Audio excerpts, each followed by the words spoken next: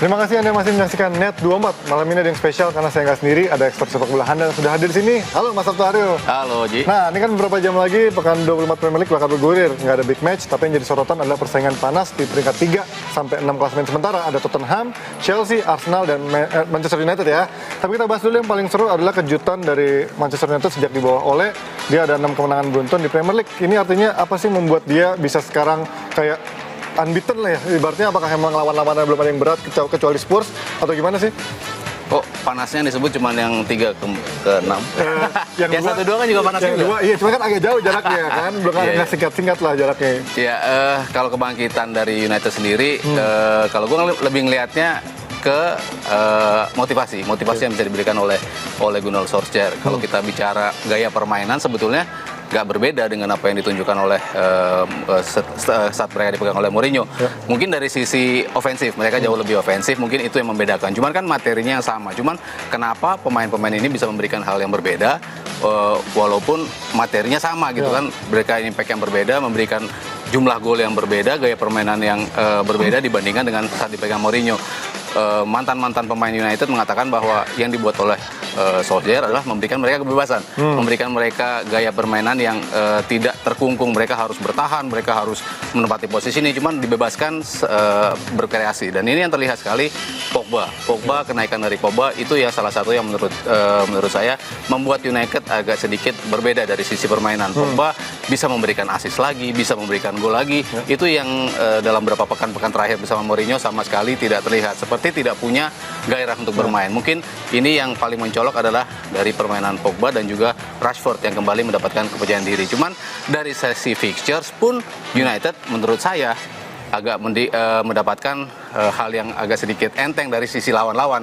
Makanya sebetulnya entah dipegang Solskjaer entah dipegang Mourinho sebetulnya dengan rentetan yang partai-partai ini saya prediksi United sebetulnya bisa menang pertandingan. Mungkin kecuali melawan Spurs di mana di situ mereka akhirnya bisa memberikan kemenangan setelah mereka melalui rentetan kemenangan kan, bagus-bagus lawan yang jelek-jelek, tapi akhirnya mereka ketemu Spurs, mereka dapat mendapatkan kemenangan. Mungkin ini yang membedakan kenapa United bisa cepat ke atas, ditambah lagi pesaing mereka juga agak sedikit tersendat nih.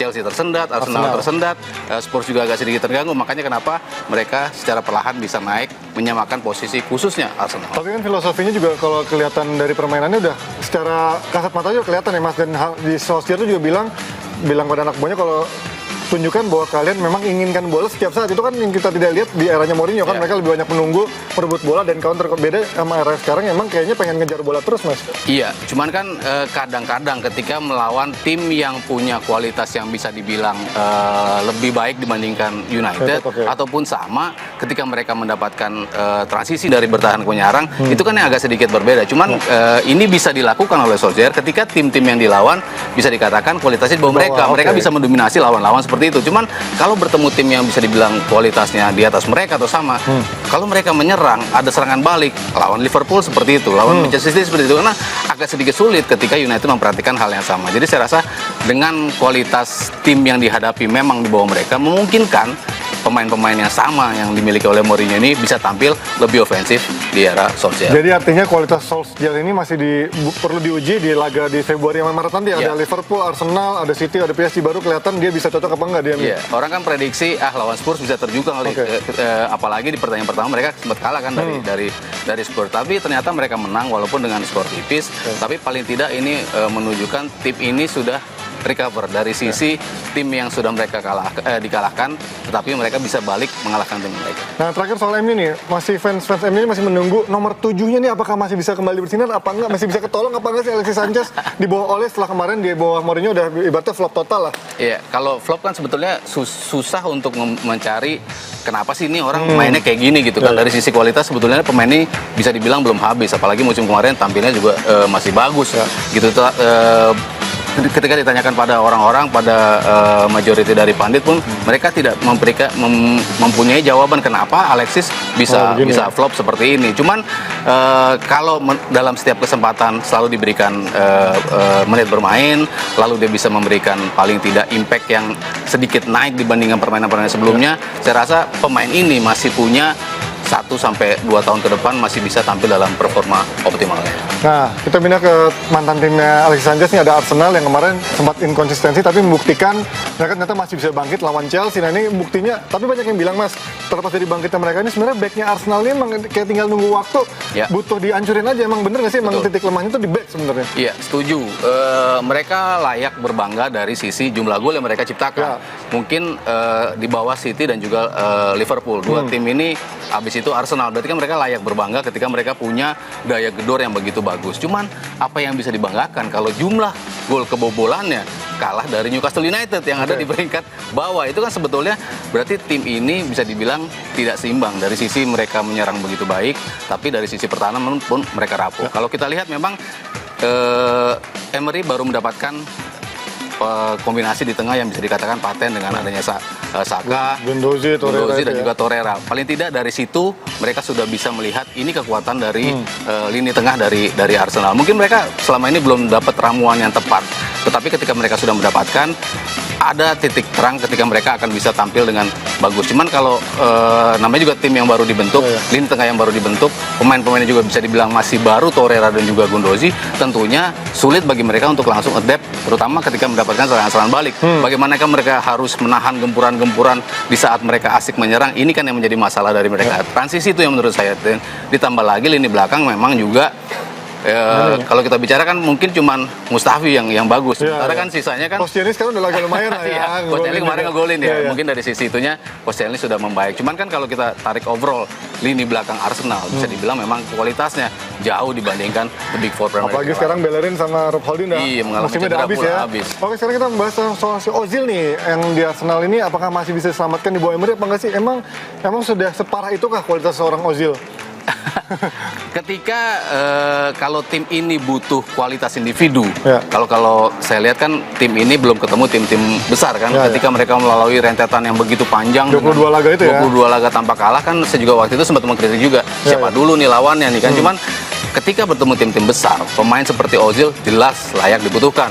Mereka butuh fighter, di tengah butuh fighter seperti Saka tadi saya katakan, Torreira juga, Guendouzi. Cuman ketika mereka butuh untuk memecah kebuntuan, ketika mereka butuh pemain yang bisa masuk, melakukan penetrasi ke dalam kotak penalti, Ozil adalah pemain yang jelas layak untuk dikedepankan. Kita harus bicara, pemain ini mungkin tidak semengilap ketika musim-musim awal dia datang ke Arsenal. Cuman dia masih punya potensi untuk melakukan daya magis lah bagi Arsenal. Oke, tidak bisa bermain sepenuhnya mungkin dalam setiap pertandingan ataupun 90 menit, tapi paling tidak ketika dia masuk ke dalam lapangan, dia bisa memberikan impact yang optimal. Ini yang harus diberikan oleh Ozil di bawah Unai Emery. Oke, tahan dulu diskusinya Mas Haryo, karena kita selanjutnya masih akan diskusi soal Chelsea dan juga Tottenham. Jadi jangan kemana-mana, tetap di Net24.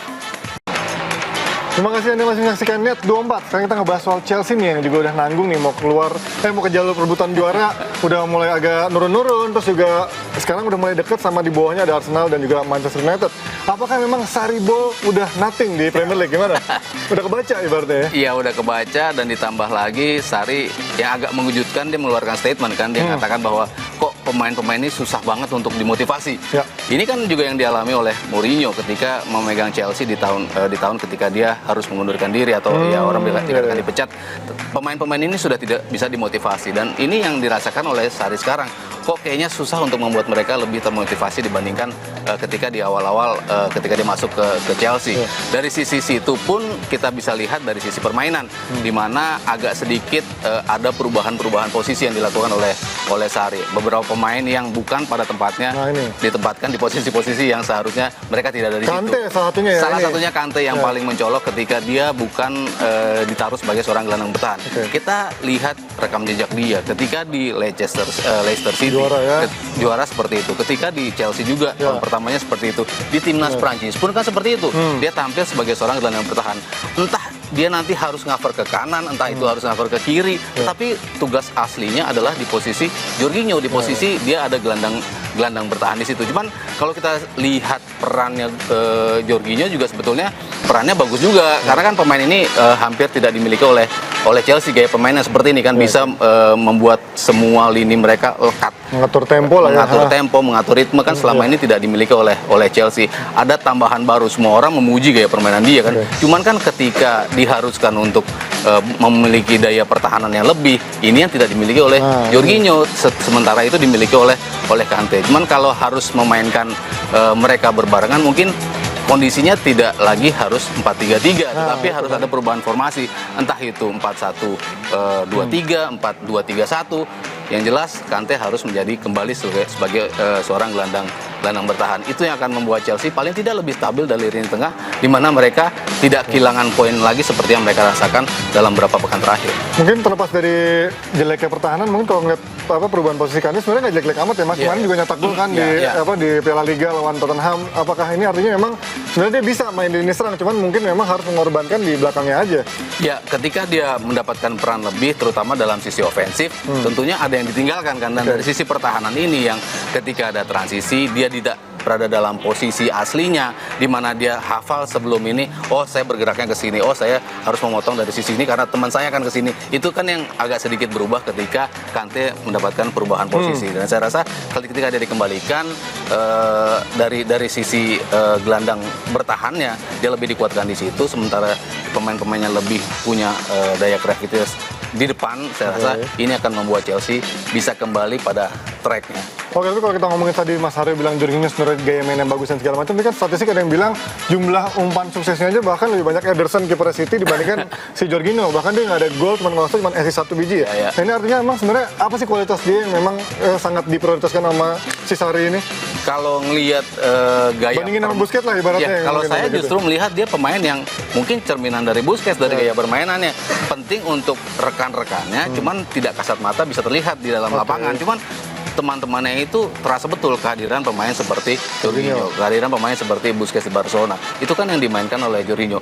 Umpan-umpannya begitu banyak, operan suksesnya pun bisa dikatakan sangat tinggi. Sangat tinggi, operan-operannya juga bisa dibilang begitu banyak dibandingkan pemain-pemain yang lain, gelandang-gelandang lain di Chelsea ataupun di klub-klub yang lain. Walaupun ke kiri, ke kanan, umpannya pendek-pendek semua. Gitu-gitu aja kata Coach Justin ya. Betul. Tapi kan itu esensial bagi rekan-rekannya. Dia bisa mencuri atau memberikan sepersekian detik bagi temannya untuk melihat ruang dengan memberikan bola ke dia, dibalikan lagi ke temannya sudah punya visi kemana bola itu kan dibagi, karena umpan pendek-pendek itu yang dilakukan oleh Jorginho. Berarti harusnya formasinya agak harus dirubah ya sekarang ya. Nah, ini sekarang ngomong perubahan formasi juga, kemarin sempat Hazard dipaksakan jadi false nine, padahal kemarin ada Morata juga ada Giroud. Artinya memang sebenarnya posisi dia itu lebih bagus di false nine atau memang dia agak melebar ke kemarin lawan ini Tottenham di Piala Liga? Kalau diharuskan tampil sebagai false nine, Hazard saya rasa salah satu pemain yang paling tepat untuk melakoni hal tersebut di padahal Chelsea. Padahal kan Pedro juga dulu di Barca bisa kan ya di false nine? Bisa jadi false nine, cuman kan tidak dalam setiap pertandingan. Pemain yang diharuskan bermain di posisi yang tidak pada posisi aslinya, tapi diharuskan bermain dalam day in day out untuk setiap pertandingan dia bermain di posisi itu, mungkin akan mengalami masalah juga. Kalau dirotasi sekarang dia tampil sebagai seorang penyerang kiri, lalu tampil lagi penyerang kanan, lalu dia tampil lagi sebagai false nine. Nah, mungkin dia akan excel di partai-partai itu. Tetapi kalau terus-terusan tampil sebagai seorang false nine, saya rasa ini juga bukan sebuah solusi bagi Chelsea untuk mengikis ketajaman mereka, pemain-pemain mereka yang tidak perform dari sisi ketajaman, diganjel dengan false nine. Untuk beberapa partai mungkin oke, cuma kalau terus-terusan ya saya rasa itu bukan solusi bagi Chelsea. Nah, artinya apakah Higuain bisa jadi solusi Chelsea yang sekarang kurang greget hanya bergantung pada Hazard nih Mas? Kalau Higuain, kalau saya melihat track recordnya dia tampil bersama Real Madrid, lalu Juventus, lalu Napoli, selalu tajam, selalu memberikan gol demi gol. Usianya walaupun 31, di Milan kemarin pun juga memberikan kontribusi berupa gol walaupun tidak bisa dalam rentang yang panjang. Cuman kalau kita lihat pemain yang datang ke Premier League, entah itu dari La Liga, entah itu dari Serie A, selalu bisa memberikan kontribusi yang optimal di Premier League. Jadi saya rasa ini akan diberikan oleh Gonzalo Higuain. Kenapa? Karena dia punya positioning yang sangat bagus. Pemain-pemain di Liga Inggris asalkan mendapatkan umpan yang cocok ke dalam kotak penalti, butuh pemain seperti poacher, seperti Gonzalo Higuain. Kita lihat bagaimana Lacazette di Arsenal.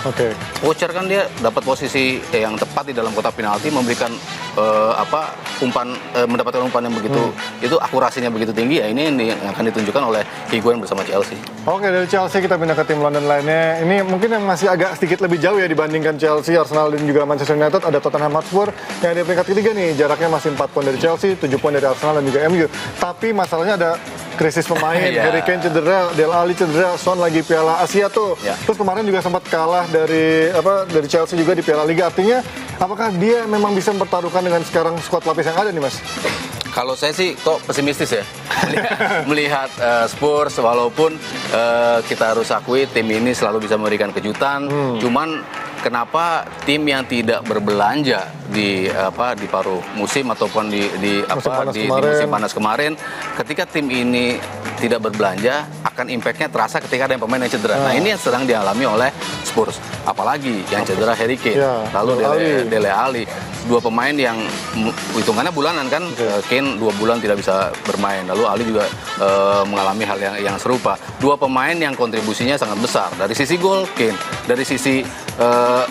dari sisi permainan pun Ali bisa memberikan kontribusinya. Berupa gol pun dia sering mencetak gol, dia selalu menjadi pemain yang bisa berada di dalam kotak penalti dalam waktu yang tepat untuk bisa membuat gol. Jadi saya rasa mereka akan sangat kehilangan dua pemain ini. Apalagi ketika memasuki Januari, Februari, pekan-pekan yang bisa dikatakan padat ketika mereka tampil di kompetisi Eropa. Nanti Februari lalu mereka tampil di kompetisi domestik yang lain. Ini akan terasa impact-nya ketika pemain-pemain ini mengalami cedera, dan saya rasa ini akan mengikis poin demi poin bagi. Tapi ini mungkin problemnya klasik ya, Mas. Walaupun dia memang membuktikan ambisinya membangun stadion baru, terus katanya demi stadion sampai nggak bisa belanja. Apakah memang ini investasi untuk jangka panjang dulu, nantinya mereka akhirnya bisa menanam duit, bisa beli belanja pemain di 5 tahun atau 10 tahun datang. Tapi kok sekarang pada akhirnya harus mengorbankan keinginan fans untuk melihat timnya meraih juara?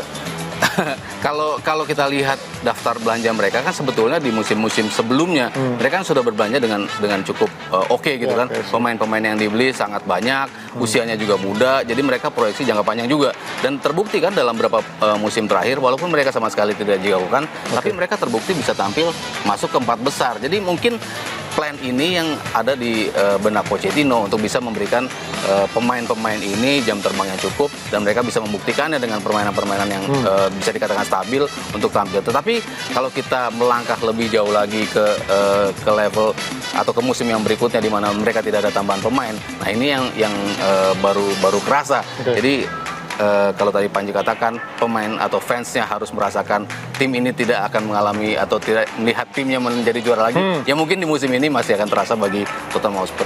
Nah ini makanya kita lihat semua tim kayaknya sekarang punya masalahnya sendiri nih. Tapi kita mau tanya dulu Mas Haryo nih, prediksinya untuk klasemen 6 besar nih kayak gimana sih, Mas?